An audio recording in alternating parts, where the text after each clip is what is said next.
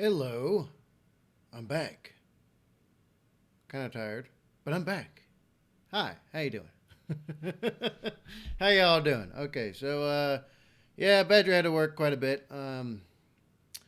It's been a lot harder than I thought it would be, but I'm making it through. That being the case, I figure I should come back with something everybody might enjoy, which will have the least amount of my toxic masculine inflection in it, and that would be someone whom I share a lot in common with. And that certain someone is MrBallen. MrBallen, never piss this woman off. Hell hath no fury or something like that, I think. For me, I don't know. I don't know. Wait, I'm gonna stop. All right, y'all ready? I'm ready. Let's jump into it. In early 2014, a sheriff's department in a little town in Oregon conducted a search of a huge 20-acre farm tucked away inside of a forest. A local man had gone missing recently, and this farm was one of the few places they knew he had been. Very quickly into this search, a deputy was walking around the outside of the barn when he saw something strange on the ground. At first, he had no idea what it was, but as he got closer, it became very obvious. I wonder what it could be. A finger? A head? A nose? Maybe an earlobe? Or just someone's like random, like super long, like for no reason witch nail. I've seen that before. It was really strange. Anyways, continue. Not only would this discovery become front-page news all across the country, but it would also lead investigators to discover something much more sinister going on in that little town.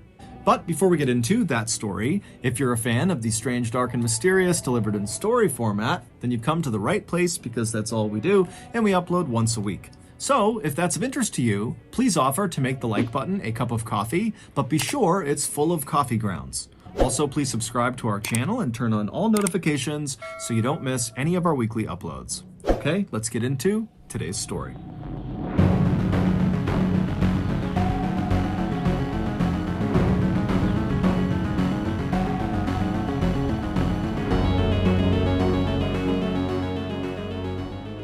By most people's Love MrBallen's intro. All right, let's continue. standards, Susan Monica's life had been pretty good. She had a small but very close group of friends, she had a great job working as an engineer, and she lived in one of the most exciting cities in the world, San Francisco, California. But Susan was not happy. San Francisco. Oh, bub. Stay away from California. It's an evil, evil place. I would know. I'm from California. Moving to the big city was not so much a choice as it was a product of life and circumstance. Deep down, Susan had always been someone who preferred peace and quiet and being alone, things that were in rare supply in a big city like San Francisco. Many nights after work, Susan would come home to her apartment and she would sit there and dream about moving away from the city and living off the grid somewhere on a farm, raise her own food and be totally self-sufficient, away from everybody else in the world. And then one day in 1991, when Susan was 43 years old, she made that dream a reality. That year, she wound up purchasing a 20-acre farm located in a forest in a little town in Oregon called Weimar. However, this farm was really not a farm. There was nothing on it. There was no house for Susan to live in, there was no barn for her animals or tools, there was no running water, no electricity, no septic system. It was just pure Oregonian wilderness. But to Susan, it was perfect. The property kept her far away from other people, and she liked the idea of having to literally build her own farm. After all, she was an engineer by trade, so she actually knew how to build buildings efficiently and safely, and she was a big, strong, sturdy woman who was not afraid of manual labor. So when Susan finally arrived in Weimar and made her way up the winding dirt road through the forest and arrived in front of her property and looked out at the vast, rugged landscape for the first time, she was filled with a rush of excitement. Even though there was nothing on her 20 acres, it already felt like home. Over the next several months, Susan would transform these 20 acres into a neat little farm, complete with a big barn and a shack for her to live in, and a few animal pens for livestock. However, after the farm was built, Susan realized that building the farm was actually not the hard part. The hard part was maintaining the farm, going out there every day and doing all of her chores, feeding all the animals and doing all the different projects she had in mind. It was exhausting. And so not long after the farm was complete, Susan realized that as much as she wanted to be totally alone out there, she had to set that aside and hire some help. And so Susan printed out all of these help wanted flyers and put them all over town in Weimar, and before long, people began making their way up to her property to inquire about the role. Okay, at this point in the video, I get this sinking suspicion she's going to hire some people that she's really not going to like. And they're probably going to steal from her. Or, they're probably going to argue with her all the time, even though she's giving them a paid job, right? Or, maybe someone does something to really, really get under her skin and they end up being fed to the hogs. Something like that. That's what I'm imagining right now. With so far where the story is going, that's exactly what I'm imagining. This should be interesting. What do y'all think, though? At this point in the video, what do y'all think? Me, it seems like maybe, I don't know, but maybe people drive her crazy. Maybe. Most of these applicants were people who struggled to find work elsewhere, either because they lived a sort of transient lifestyle, bouncing around from place to place so no one was ready to hire them long term, or because they had a criminal record and just straight up could not get a job. But Susan didn't care about either of those things. All she cared about was the people she hired would work hard and they would respect the peaceful, calm atmosphere she was fostering on her farm. Basically, do the work and leave me alone. And over the next 20 years, Susan would find dozens of people who were able to do just that. Most of them would work for Susan only for a short period of time. Others would stick around for a little bit longer, but eventually all of Susan's workers kind of rotated pretty quickly and moved on to other things. And when that happened, Susan would simply put up more help wanted flyers in town and hire more people. And in all the 20 years that Susan had been hiring these temporary workers at her farm, after they did move on and went somewhere else, Susan never heard about them again. Okay, let me...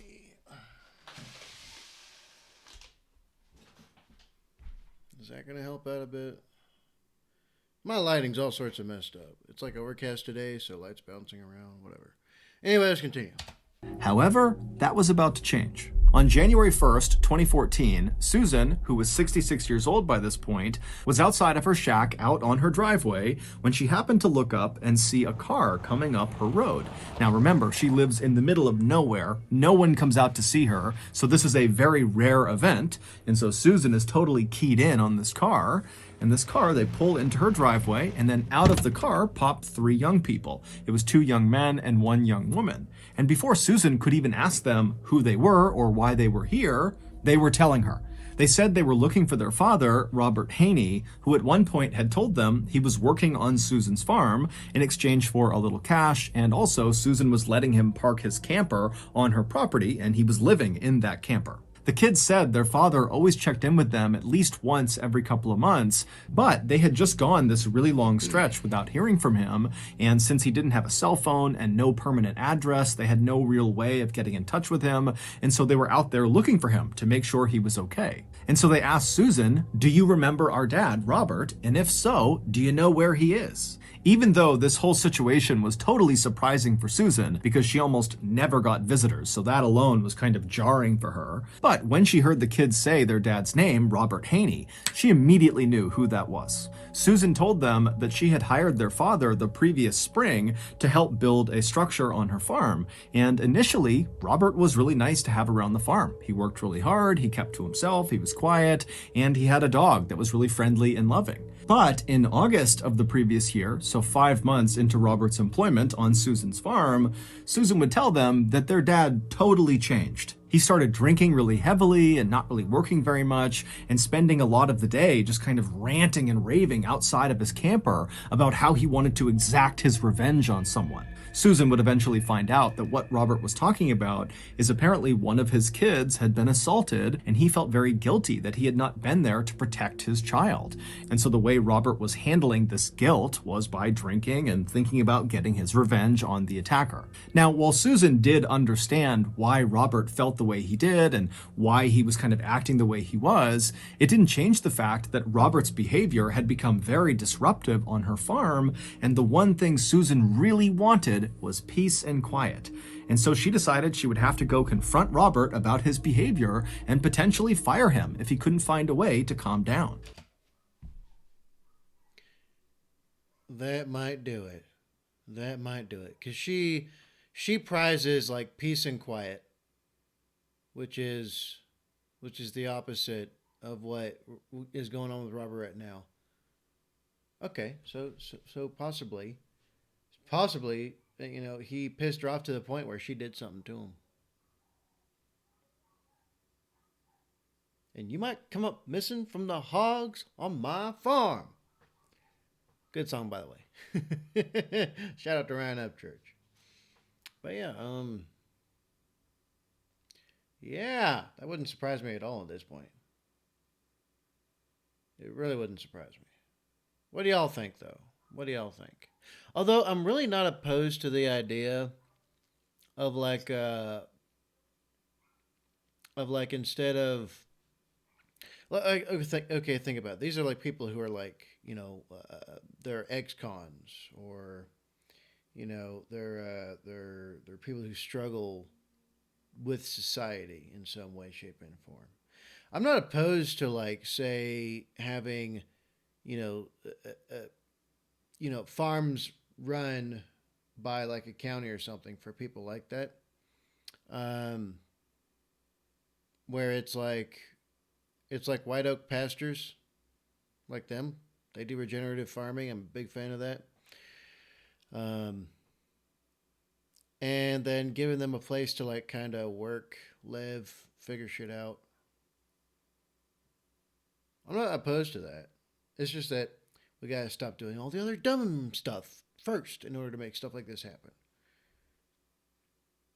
I don't know. I'm just spitballing here at this point. What do y'all think, though? What do y'all think? Y'all let me know. But my suspicion is that she did something to him because he destroyed her peace and quiet, or he did something bad, and then she escalated it further. That's my initial assumption. But what do y'all think? Y'all let me know in the comments down below. But before Susan ever had to do that, Robert one day just walked right up to her shack. He handed her an envelope filled with cash, and he asked Susan if she wouldn't mind looking after his dog for a while. And Susan was so taken aback by his complete change in behavior and this request that she just took the envelope and said, "Okay, I'll look after your dog." And then Robert nodded as thank you. He turned around and he walked away from her. And then a few moments later, Susan's standing there with the envelope in hand, watching as Robert is climbing into some white car that had just pulled up in front of the property. She didn't know who was in the car with him, and then the car turned around and drove out of sight.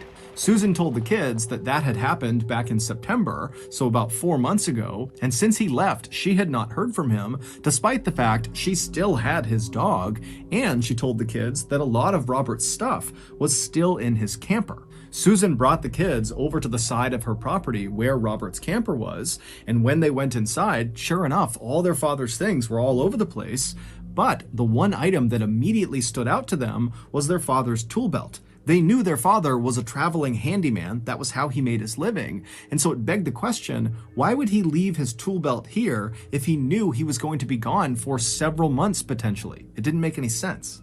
After leaving Robert's camper, the kids thanked Susan and asked her to please be in touch if she learned anything else about their dad, and she said she would. And then the kids got back in their car and they began driving south towards the Jackson County Sheriff's Office. When they got there, they asked to file a missing person report for their dad.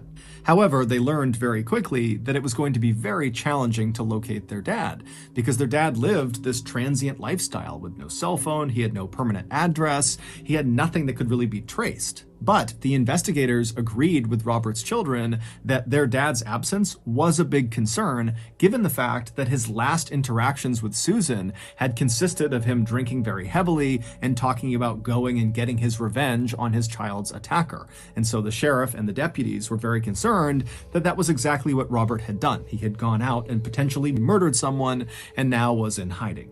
So they asked Robert's kids if they could think of absolutely anything that could possibly allow investigators to track down Robert. And at some point, one of the kids said, "Oh, what about my dad's EBT card?" EBT cards, or electronic benefit transfer cards, are like debit cards for state welfare services. You can use the cards to buy things like groceries, and the cards are definitely traceable. A few days later, when Robert's EBT card trace came back, investigators saw the card had been used just 1 month earlier in a Walmart located about 30 minutes southwest of Susan's farm. Now, this trace obviously didn't tell investigators where Robert was right now or what kind of condition Robert was in, but they had no other leads to operate on, so they decided they would go to the Walmart and see what they could find. So she was using his card. Like, what? I mean, you got this whole house and property and everything you're working on. I assume you have more than enough funds that you're able to, like, kind of put aside to, like, keep everything going, right? Because that's how it usually is for farms, especially privately owned farms. A huge amount of everything comes out of pocket and out of the profit if you even turn one for farms. Most of the time, a huge amount of the time, they're either limping along, like breaking even every year with like maybe a few grand left over, you know, for like just to live, essentially. Or they're constantly having to like finagle their way into being able to save money somehow. So, but it's tough. It's real tough. But anyway, but yeah, freaking, she's using his EBT. Like, what? What? Where's your money, woman? Where'd you put it? Huh? I get it, though. I get it. There's a possibility she was struggling, but still, I'm struggling. All I did was pick up an extra job. Okay, cool. I gotta, you know, work a bit more. Whatever. Might as well. Right?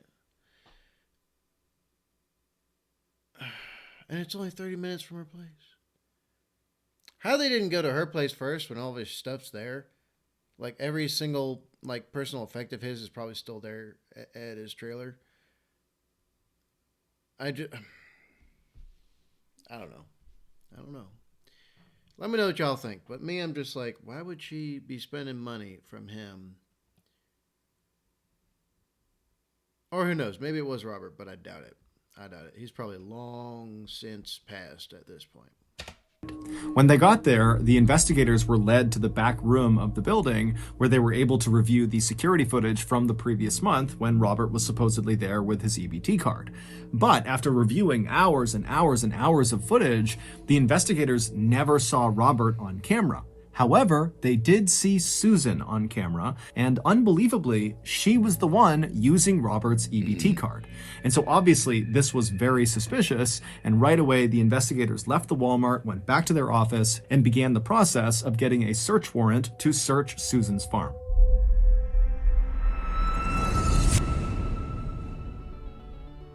Last night, I decided I wanted to treat my family to a nice homemade dessert. And so I headed to the grocery store and I picked up a trough of spoiled milk and a hammock of fermented herring, and then I headed home to blend the two together to create a nice frothy milkshake. But right before I hit blend, I got a notification on my phone that said I had just spent $2,000 on swearatawalrus.com. Now, I love to swear at a walrus as much as the next guy, but that website became so addicting for me. I was swearing at 50 walrus a night, and so I had to cancel that months ago. And so I knew that $2,000 charge could not be mine. He said walrus.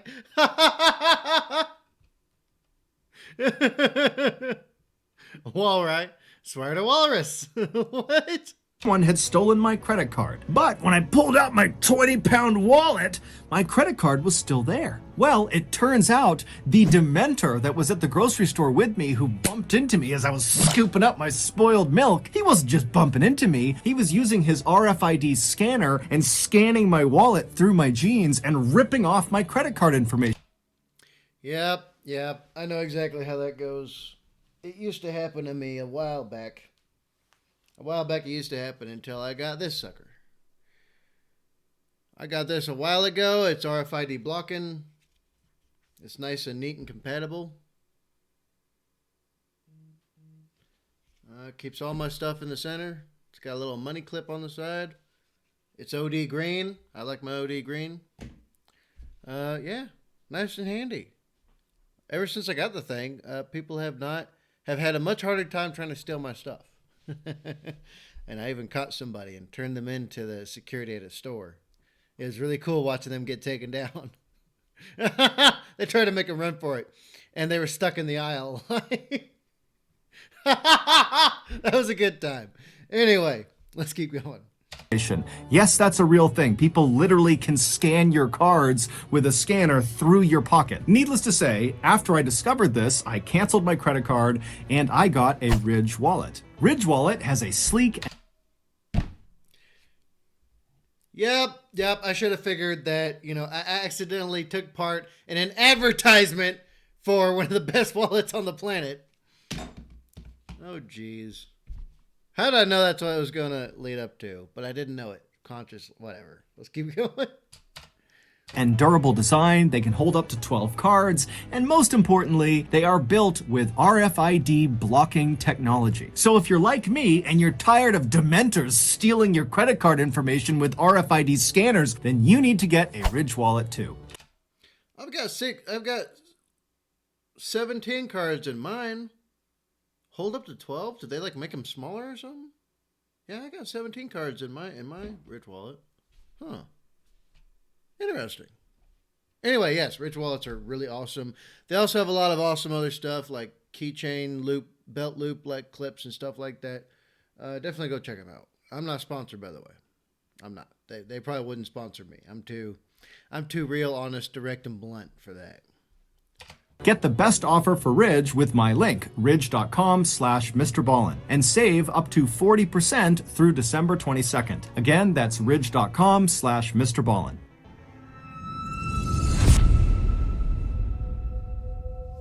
A few days later, on January 10th, the sheriff and his deputies arrived at Susan's property, and when they pulled onto her driveway, Susan came outside to greet them. When she asked them, what's going on, they told her, hey, we're here to search your property in connection with Robert Haney's disappearance. And before Susan could ask any more questions, the sheriff said to her, hold on, just turn around, let's go back inside, I need to talk to you privately. And so Susan, who was very shocked by this, just said, okay, and she turned around and led the sheriff into her house while the other deputies fanned out across the property to begin this big search. Once inside of Susan's house, they sat down in her kitchen, and right away the sheriff says to Susan, okay, I have you on camera using Robert's EBT card. I know you stole it, so you need to tell me where Robert is right now, or it's going to get a whole lot worse for you. And as soon as he said this, Susan's look of shock on her face quickly turned into a look of kind of relief. It was like suddenly she understood what was going on here. And she says to the sheriff, no, I didn't steal his EBT card. He gave it to me along with an envelope full of cash when he left 4 months ago, and he told me to use it to buy dog food for his dog that I'm looking after. And since Robert had been gone for all these months, she had run out of cash to pay for the dog food and now was using the EBT card. Susan also added that if she had just stolen the card from Robert, she wouldn't be able to use it because it requires a PIN number, and Robert gave her the PIN number. That's how she was able to use it. The sheriff was not totally sold on Susan's story, and so he continued to ask more questions, trying to trip Susan up about how she came to acquire this card. So she's trying to be clever. Okay, she's trying to be clever. Good luck. Good luck. If there's one thing police are good at overall, it's badgering people. You see what I said? Anyway, let's continue. Badgering. I don't know. I thought it was funny, okay? Let's keep going. But Susan was very firm that Robert had given her the card and that was it. And so after several minutes, the sheriff realized that Susan was likely telling the truth, which meant the EBT card angle was likely a dead end and they would have to call off the search. But as the sheriff was standing up to leave the kitchen and leave the property altogether, a deputy from outside came running into the kitchen and without saying a word, just bent down and whispered something into the sheriff's ear. And as the sheriff is listening to this deputy, his face is contorting in disgust. He can't believe what he's being told. And after the deputy stands up and leaves the kitchen, the sheriff takes a deep breath and then looks at Susan and says, "Ma'am, you're going to have to come with us." Back at the station, a now very flustered Susan was led into a small interrogation room where she sat down looking totally anxious. She's looking around, wondering what's going on. And then the sheriff walked into the room, immediately hit record on the camera, and then looked at Susan and says, "Has anyone died on your property?" The story that Susan would tell the sheriff that day in the interrogation room was so completely unexpected and horrific, it would make headlines all across the country. Before Susan began this story, she told the sheriff that everything she had said about Robert Haney's disappearance had been the truth. However, she had left one little detail out. After Robert had handed Susan that envelope full of cash and the EBT card, and then climbed into that stranger's car and driven away, after that, Robert had actually come back to her farm, and recently.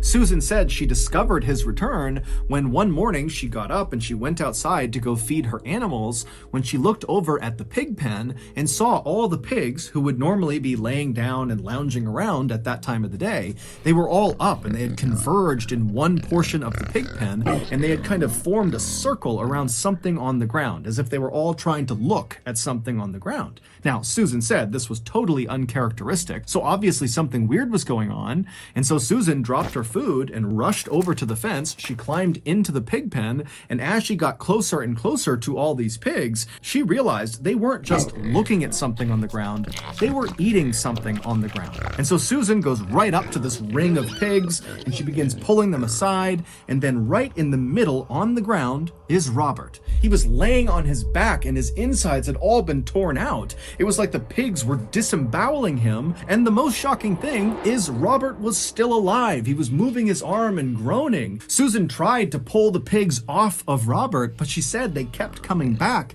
and really aggressively continued to eat Robert. It was like they were in this feeding frenzy. And so Susan said, I thought about lifting him up and moving him, but Robert was practically split in two, and she felt like if she tried to move him, that would kill him anyways. And so Susan said she did the thing that she thought was right at the time. She left the pig pen, went into the barn, got a shotgun, ran back to the pig pen, raised the weapon, and fired it into Robert. Susan told the sheriff that this was purely an act of mercy. She was ending his suffering. After Robert was dead, Susan said she just left the pig pen, and then 3 days later, she went back into the pig pen with bags and collected the little bits of Robert that had not been eaten by her pigs. And then she took those bags of remains and chucked them into her barn on top of the trash pile. But clearly, Robert's remains had not remained in the barn because the thing that deputy had whispered into the sheriff's ear when the sheriff was talking to Susan in the kitchen was, "Sir, we found a leg outside." It was Robert's leg, and it was found not inside of the barn in the trash pile, but out in the middle of her property, just out in the open. Susan, when confronted with that information, suggested that, maybe a wild animal had gone into the barn, got a hold of it, and dragged it off. The sheriff didn't even know what follow-up questions to ask, and so he just said, well, why didn't you call 911 when you first saw Robert? I mean, maybe we could have saved him. Or at least after he was dead, why didn't you tell someone? Susan would say that the reason she didn't tell anyone is she was afraid that if word got out about what her pigs had done, then her pigs would be euthanized and she would lose a major revenue stream because she sold her pigs' meat in town. And she said even if her pigs were not euthanized, she was worried people in town would not want to buy her pigs' meat after they learned her pigs were attacking and eating humans. Susan would tell the sheriff exactly where they could find the bags that contained Robert's remains, and she even said she would take a polygraph test to show she was now telling the whole truth. But when she actually sat down to take the polygraph test, she kept fidgeting and coughing and doing these really dramatic sighs, and it was causing the test operator to get really inaccurate readings. And so when this first polygraph test was over, the results were inconclusive. And so the investigators made Susan take another test, but again, she continued to fidget and yawn. And so finally, the investigators in the room watching this happen just called off the test. And when they did, they said to Susan, hey, we're going to search your farm, and if there is anything on your farm that you have not told us about, you're going to be in serious trouble because we're going to find it. At this point, Susan kind of stopped fidgeting and she looked up at the investigators, and after a long pause, she reached out across the table and grabbed a piece of paper and a pen. She pulled it back and she began drawing something. And after a few seconds, it became pretty clear she was drawing a map of her farm. And after the map was all drawn out, she drew a big X in the middle of it and then slid the map back across the table to the investigators. And she said, if you go to that X, you'll find Stephen. And the investigators are like, who's Stephen? We're talking about Robert. What are you talking about? Well, it would turn... Was I right or was I right? She prized peace and all that kind of stuff above everything. And that includes people. Sounds very much like a certain type of thinking we have nowadays, doesn't it? Prizing other things above people. And even labeling people as if they're pieces of meat. Interesting, isn't it? Very interesting. Oh, wait, where did she come from again? Oh, wait, where did she live for a while? Kind of interesting. Very interesting. Very interesting. But yeah, was I right or was I right? Did I not call it? Did I not call it? I was like, I bet you anything. She's going to feed some people to the pigs because they disturbed her peace and quiet. Or they just pissed her off. One of those two. Bub. And I haven't even seen this yet. Oh, man. All right, let's continue. Let's go. Let's keep going. Turn out, Robert was not the only farmhand to die on Susan's property. In 2012, about a year before Susan hired Robert, she hired another man named Stephen Delicino. And according to Susan, Stephen was a lot like Robert. He was really easy to get along with, he was quiet, he worked hard. But at some point, Susan said they had a big falling out. Susan said she started to suspect that Stephen was stealing her guns in her barn, and so she went to confront him. And during this confrontation, they got into this big fight, and Susan said she didn't really remember all the details of what happened next, but at some point during this fight, a gun went off, and then Stephen fell to the ground in the middle of the pig pen with his head bleeding, and all of Susan's pigs suddenly swarmed him and began eating him. Okay, so basically she shot him. Okay. Oh, the gun went off. Yeah, whatever. Whatever. She's a double L. A lion E. She shot the dude and then threw him in the pig pen. She didn't confront him in the pig pen. She said she confronted him in the barn. So she shot him in the barn and threw his body into the pig pen. Makes sense. She's just trying to make it appear as if it wasn't actually her that did anything wrong. Doesn't that sound very familiar? Oh, this just happened, even though I caused it to happen. It just happened. Are you dumb or stupid? I think in both. And I'm dumb and stupid, so I know. People were probably not expecting that one. Anyway, let's keep going. The stunned investigators again asked Susan, okay, if that really happened the way you said it did, why didn't you call 911 if this was like an accident? And Susan would say, again, that her big fear was her pigs would either be euthanized or word would get out that her pigs were eating people, and the people in town would not want to buy her pig's meat because of that. In the end, as far-fetched as Susan's stories were about what happened to Robert Haney and Stephen Delacino, there was never any evidence that actually contradicted her claims. And so as a result, when Susan went on trial for murdering Robert and Stephen, it came down to whether or not the jury believed Susan. And they didn't. Not at all. They believed that Susan was completely lying, and that in reality, Susan, who was known to have a very quick temper, shot Stephen and shot Robert very much on purpose, and then threw them into her pig pen. We can only hope they were dead before her pigs began eating them. On April 21st, 2015, more than a year after Robert's children had reported him missing, Susan was convicted of 2 counts of murder for Robert and for Stephen, and 2 counts of abusing a corpse. She looks like what you think of when you hear old crone. She looks like a crone, doesn't she? Doesn't she? Some people are going to be like, oh my God, you shouldn't judge others by their appearance. Nah. Okay, tell it to BLM and all the other RCIS organizations. Anyway, but yeah, she looks like an old crone, doesn't she? Like at any moment, she's just going to start casting spells. And like shaking some sage in your face or something. Like...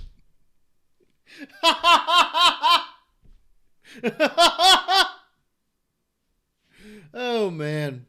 But it's true, isn't it? She looks like it. Hell, if I saw this lady, I'd be like, oh nope. And I'm going the other. Walk over to my local mini mart off of Daniel Boone Street, up in the mountains, and I see this woman at the counter. I'm like, oh!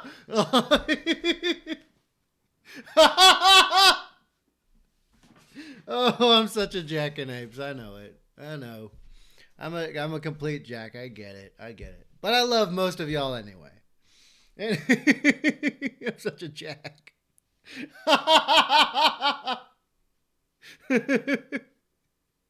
Okay, I think I'm done.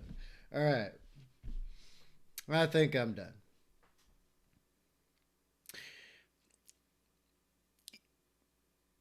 You think that maybe she could use her... You think maybe that she... It sounds so stupid, and it really is. I'm going to finish it, though, okay? You think maybe she could take her hair and, like... Instead of bristles for her broomstick? It's just like...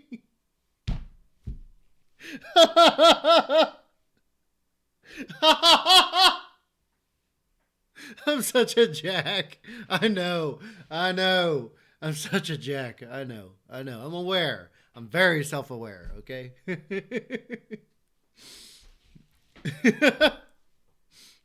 There be spirits here. I feel them. Now we're going to curse the president.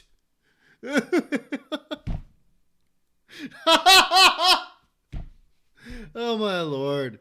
Okay. Maybe I'm done this time. Some people are not going to like me because of that, but whatever. I'm having fun, okay? Let's continue. She was sentenced to a minimum of 50 years in prison. While in custody, Susan would be overheard saying there were 17 other bodies buried on her property. However, when the police went out there and searched again very extensively, they never found any other remains. And now she looks like they finally caught Dr. Evil from the Austin Powers movies. And he's been in prison too long. And now he's everybody's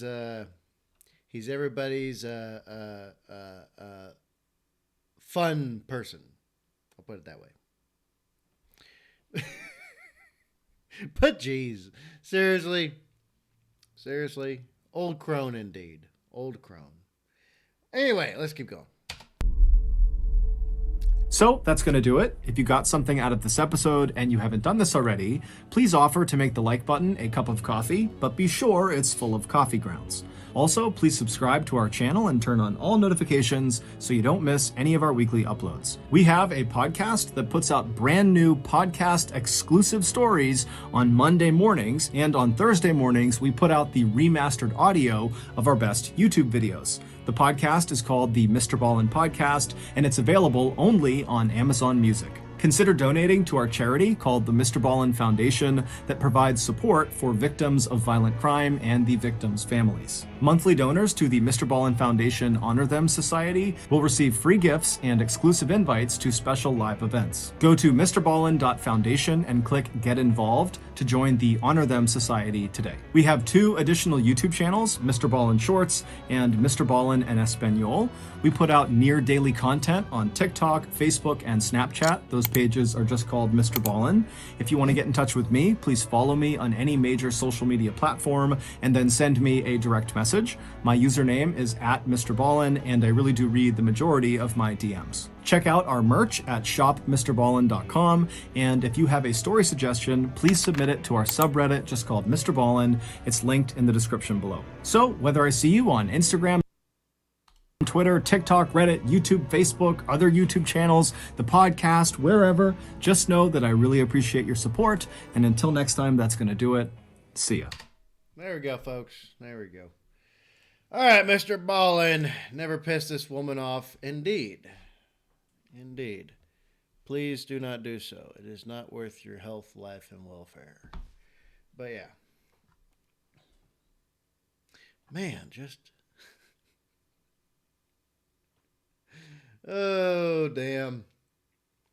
Oh, damn. Yeah. This one was, I feel like, kind of forward, I think. And it was pretty easy to guess, right? Pretty easy to guess. What did y'all think? Let me know in the comments below. Okay, y'all know what time it is. You know, you like MrBallen, you like this content, you like the reactions or whatever. Well, there's a description box full of things down there. There's buttons underneath the video that you click stuff and things like that. Also, I'm going to try to get to do some more videos, but we'll see. Everything's been working so slow today, it's ridiculous. Like this by itself took like 3 freaking hours to finally get it to upload. You know, and that was like just the upload part. And then when I tried processing, it got rejected. So I had to re-upload. Tried processing again. Got rejected. And I had to re-upload. And yeah. Oh no, that was the last video I was trying to put up and then I just gave up on it. This one is coming up pretty soon. Anyway, so y'all know what time it is. Yes, I'm going through some stuff. That being said, be good. Be safe. Make good life for yourselves. And avoid old crones. I'll see y'all in the next one. Badger out.